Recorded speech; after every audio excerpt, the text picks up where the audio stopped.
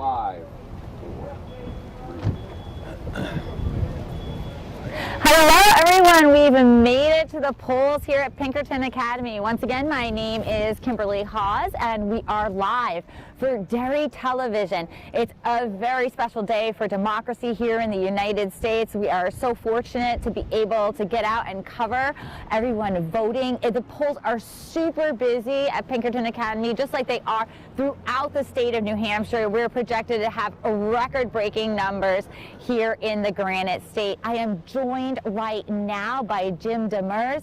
He has been a campaign advisor, very important in the Democratic Party. Welcome. Well, it's good to be here. Tell us a little bit about how you're feeling today and what you're seeing as you go out there on the trail. Well, I feel great. I mean, this is a big turnout. It's happening here in New Hampshire. It's happening all across the country. I have been to several places, Concord, Manchester today. This here in Derry is the busiest I've seen yet. But every polling place is really extremely busy. And all indications are we're going to see a record turnout here in New Hampshire. It's super exciting. What are some people saying to you as you go out and talk to them? What are some of the issues that are on the forefronts of their minds? I know obviously COVID-19 is a big thing for many people, but there's got to be more to what's driving people to come out and vote, especially this year.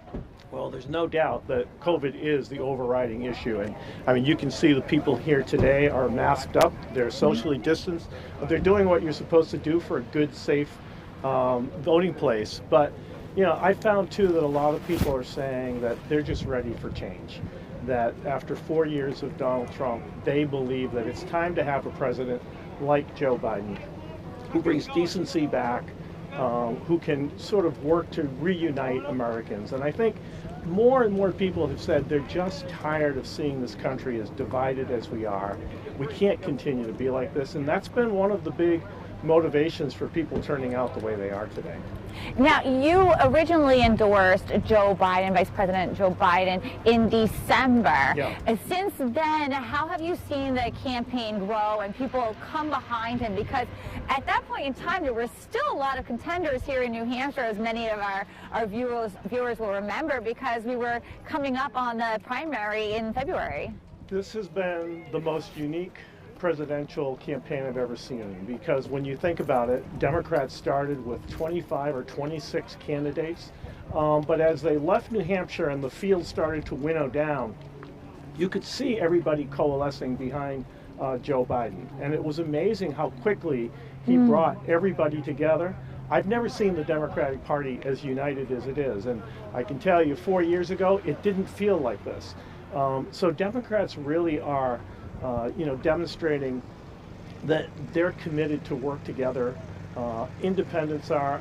The thing that's really surprised me the most, though, particularly here in New Hampshire, is the number of prominent Republicans who have been willing to step forward and endorse Joe Biden.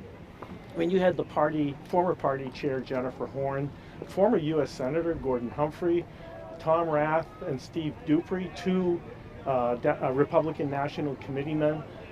It's been a really big list, and it's amazing that they've been saying the same thing, that they really believe that it's time to put country over party and that people need to unite, because this country will not succeed if we continue to be as divided as we have been. Now, for some of us who haven't always been as involved in politics as maybe now, have you ever seen a point in time in this country where it has felt as divided as it does today? Never.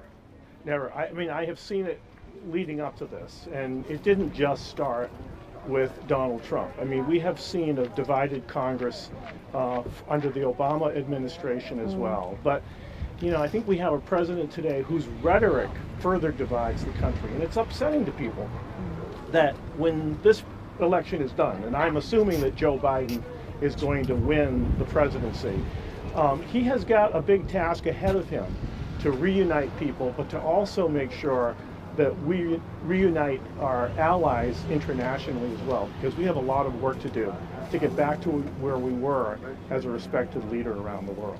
Tell us a little bit about that, because of course we focus a lot on what's happening here nationally and within our state, but what does it look like when you think up, when you're thinking about the international state of affairs and how people view our country?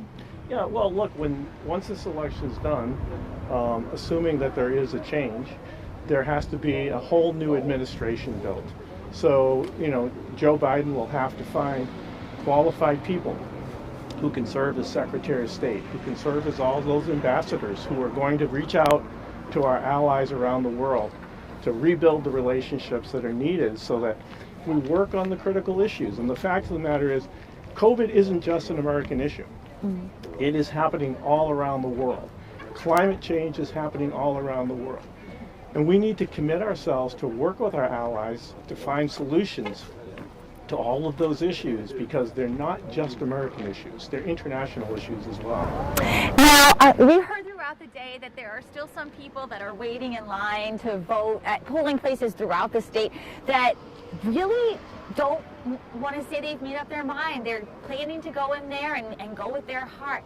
For those people that are voting on their gut here tonight, what's your key message for them as they head out to the polls? My key message is what I think has motivated a lot of people to fall in line behind Joe Biden, and that is that this country needs to unite.